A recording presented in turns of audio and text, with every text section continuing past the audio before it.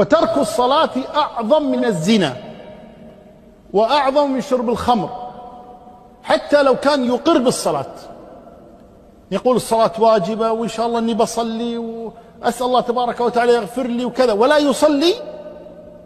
هذا مجرم أكثر من الزاني وأكثر من شارب الخمر وأكثر من تارك الصيام وتارك الزكاة وأكل الربا، لأن هذا ورد فيه نص بالكفر. العهد الذي بيننا وبينهم الصلاة، فمن تركها فقد كفر. صار كثير منا ينكر على الزاني وينكر على شارب الخمر وينكر على تارك الصيام ولا ينكر على تارك الصلاة، مع أن جريمة ترك الصلاة أعظم بكثير من جريمة شرب الخمر ومن جريمة الزنا وغيرها من الجرائم، ما عدا